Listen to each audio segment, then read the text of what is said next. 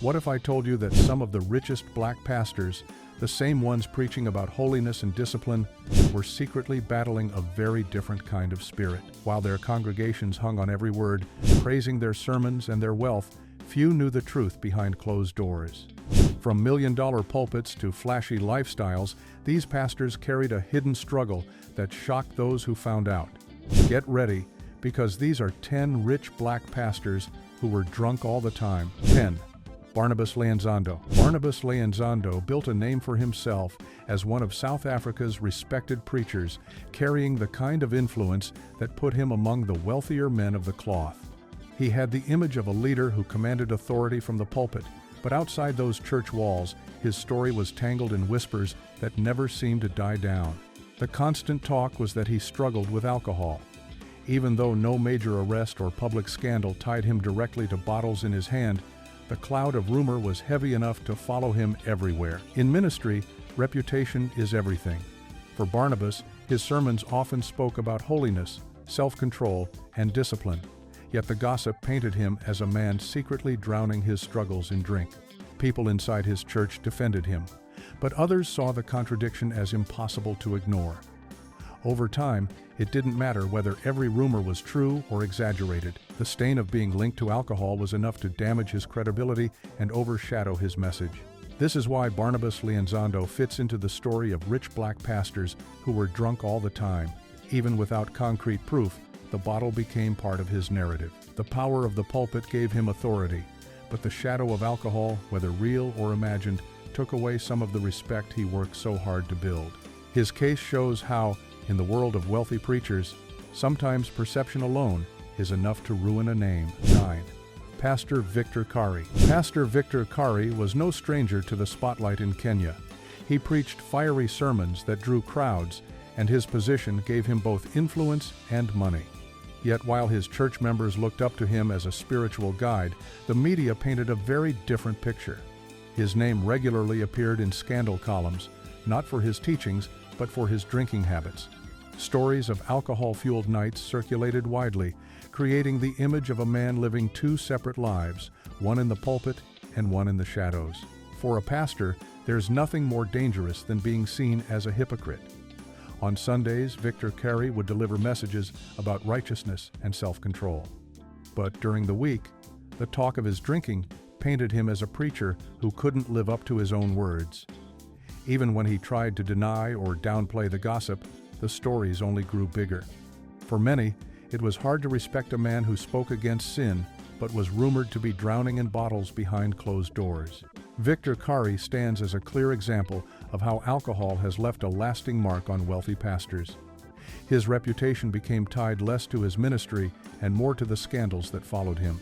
Instead of being remembered as a preacher who lifted souls, he was remembered as one who struggled to lift himself out of controversy. In the list of rich black pastors who were drunk all the time, Victor Kari's story shows how fast alcohol can erase years of hard work. 8. Pastor James Minong. Pastor James Minong rose to fame in Kenya as a televangelist whose sermons were anything but ordinary. His dramatic outbursts, unpredictable style, and emotional delivery made him a household name. But behind his fiery preaching, there were constant allegations that alcohol was fueling his behavior. The media loved to highlight his unusual conduct on television, sometimes slurred words, other times wild rants that felt more like entertainment than ministry. Soon, his reputation shifted from being a man of God to being the viral pastor everyone talked about for the wrong reasons. Alcohol was not just a private struggle for James Minong, it became the very thing people associated with his ministry. His wealth and influence didn't protect him from becoming a subject of ridicule. Instead of being praised for his message, people laughed at his antics and pointed to his drinking as the cause. For a man entrusted with leading souls, it was a devastating image. Being drunk all the time placed him firmly on the list of rich black pastors whose ministries became tainted by alcohol. His story shows how quickly the pulpit can turn into a stage when drinking clouds judgment. Instead of building respect, he ended up as a spectacle, remembered less for his sermons and more for the controversies that followed.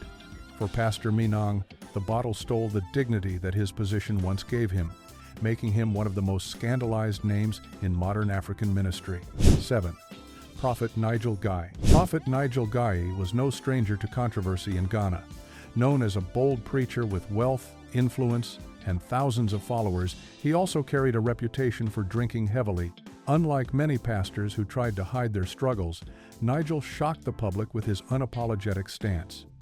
When accused of mixing alcohol and ministry, he responded by saying that drinking didn't make a pastor fake. His defiance split opinions across the country. Some admired his honesty, while others saw him as reckless and unfit to lead. His lifestyle wasn't just about preaching, it was about making headlines. Stories of drinking and womanizing spread quickly, painting him as a man more devoted to indulgence than discipline. For critics, he became the symbol of what happens when pastors put wealth and pleasure above holiness. For supporters, his openness about drinking made him more relatable, someone who didn't pretend to be perfect. Still, alcohol remained central to his image. Even in moments when he tried to redirect focus to his ministry, the bottle was always part of the conversation. That connection makes him one of the most notorious examples in the list of rich black pastors who were drunk all the time. Nigel Guy showed the world that alcohol could not only damage a ministry, but also redefine a pastor's entire reputation. His story stands as a reminder that when the pulpit meets the bottle, scandal is never far behind. 6. George Perry Lee III. George Perry Lee III built a name as a pastor in Savannah, Georgia, but alcohol turned his ministry into a public scandal. In the year 2018, he was arrested for driving under the influence. That single moment left a lasting stain, and even by 2021, the case was still being discussed. Court hearings and headlines kept his reputation tied to alcohol, no matter how much he tried to move forward. For a man trusted to guide his congregation, being linked to drunk driving shook the faith of many. People who once looked to him for wisdom now saw a pastor battling the very struggles he preached against. The arrest did more than damage his image, it created a permanent mark that followed him into every sermon. Alcohol didn't just affect his personal life, it became part of his public identity. Instead of being known only for his work in Savannah, he became remembered as a preacher who let the bottle steer his path toward disgrace. His story is a powerful example of how one night of drinking can unravel years of leadership, showing how fragile respect can be when faith and alcohol collide. 5. Irene Rollins. Irene Rollins held a powerful position as co-leader of a megachurch in Maryland. She had influence, wealth, and the polished presence that made her stand out in ministry. Yet behind the stage lights and Sunday services, she carried a secret struggle with alcoholism. For years, the weight of addiction pressed heavily, even as she encouraged others to walk in freedom. Unlike many pastors who chose silence, Irene decided to face her battle openly. She wrote about her journey, gave interviews, and used her story to connect with others who felt trapped in the same cycle. Her courage in admitting her struggles shocked many, but also gave her ministry a new sense of honesty. Her openness showed that alcohol does not care about status, power, or success. It can touch even those who appear strong from the outside. By bringing her fight into the light, Irene transformed her weakness into a testimony. Still, her history with drinking remains part of her name, a reminder of how even leaders with wealth and influence are not immune to the lure of the bottle. 4. Reverend Kenneth Eugene Dennis Sr. Reverend Kenneth Eugene Dennis Sr. spent decades building respect in Richmond, Virginia. A Miami native, he became the long-serving pastor of Greater Mount Moriah Baptist Church, where his name carried weight both inside and outside the pulpit. He was known for community outreach, charity work, and even hosting support groups such as Alcoholics Anonymous meetings at his church. The irony, however, was painful. While helping others battle addiction, he was secretly fighting his own. In the year 2004, everything unraveled. He was arrested for driving under the influence, and police also discovered cocaine in his possession. The scandal spread quickly, shaking the trust of those who once viewed him as a spiritual role model. For a man with a long career of service, being tied to alcohol and drugs turned him from a respected figure into a cautionary tale. Instead of hiding, Dennis chose to seek help. He went through rehabilitation, admitted his mistakes, and eventually returned to ministry with a new perspective. His later sermons carried more compassion because they were rooted in personal struggle. While his drinking nearly destroyed his reputation, it also became part of what made him relatable to others facing addiction. His story reveals how alcohol can humble even the most respected pastors and leave a permanent mark on their legacy. 3. Perry Noble. Perry Noble was one of the most recognizable church leaders in America. As the founder of New Spring Church in South Carolina, he built one of the fastest-growing congregations in the country, complete with massive services, television broadcasts, and a leadership style that drew thousands. His success made him wealthy and influential, but the pressure of fame and responsibility pushed him toward alcohol. By the mid-2010s, his drinking habits became impossible to ignore. In 2016, he was officially removed from his position after admitting to alcohol abuse. Instead of covering it up, Perry took the bold step of publicly acknowledging his problem. This decision shocked his congregation, but also gained him respect for his honesty. His fall was dramatic. One day he was leading a megachurch, and the next he was known as a pastor who lost it all because of the bottle. Yet his openness also encouraged others in ministry to seek help without shame. Perry's story proves that wealth, growth, and popularity cannot shield anyone from addiction. For years, alcohol consumed him, and the consequences stripped him of leadership. Today, his name still serves as a reminder of how easily success can be undone when drinking becomes a way of life. 2. Leandria Johnson. Leandria Johnson's story is one of the most controversial in modern gospel history. She first captured hearts as a powerhouse singer, later stepping into the role of an ordained pastor.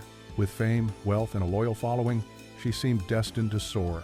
But instead of hiding her struggles with alcohol, Leandria made them part of her public image. She often appeared on live streams, sipping tequila, boldly referring to it as her own kind of communion wine. This boldness shocked many in the church community. Some viewed her honesty as refreshing, a sign that she refused to play the role of a perfect pastor. Others considered it disrespectful, believing she mocked sacred traditions. Her drinking was not whispered gossip, it was visible, unapologetic, and tied to her ministry. Despite the backlash, Leandria kept challenging the church, calling out hypocrisy while openly holding a glass in her hand. For her, alcohol became less of a secret shame and more of a statement about imperfection. Yet, no matter how people interpreted her actions, she became one of the most memorable examples of a pastor whose image was inseparable from the bottle. Leandria's journey shows how alcohol can not only weaken a reputation, but also redefine it, turning her into both a symbol of raw honesty and a magnet for scandal. 1. Mark Driscoll. Mark Driscoll built one of the most talked-about ministries of the 21st century. As the fiery leader of Mars Hill Church in Seattle, he was known for his aggressive preaching, massive influence, and the rapid growth of his congregation. Wealth and power came with his role, but so did controversy. Among the many accusations surrounding him, rumors of heavy drinking fueled debates about his character and leadership. Driscoll's leadership style was already polarizing, but whispers of alcohol use added fuel to the fire. For critics, the image of a pastor who enjoyed drinking clashed with his hardline sermons on morality. For supporters, it was another sign that he was bold and unfiltered. Regardless of opinion, alcohol became one more piece of the puzzle that led to Mars Hill's collapse. His story remains one of the most dramatic in modern church history. A pastor who once seemed untouchable saw his empire crumble under the weight of controversies, with alcohol often mentioned as part of the mix. Mark Driscoll's rise and fall prove how quickly power can fade when personal struggles overshadow the pulpit. In the end, the bottle became as much a part of his reputation as the sermons that once drew thousands. These pastors built fortunes, earned influence, and commanded respect. Yet their struggles with alcohol left cracks in the very image they worked so hard to maintain. Their wealth and status couldn't hide the slurred words, the staggering steps, or the scandals that followed them into the public eye. But here's the bigger question: how much damage does it do when those called to guide others can't seem to guide themselves? Faith thrives on trust, and once that trust is broken, can it ever be fully restored? So, what do you think? Should the failures of pastors define their ministry, or should people look past the bottle and focus on their message? Share your thoughts below, and don't forget to hit like, subscribe, and ring the bell so you never miss more eye-opening stories just like this.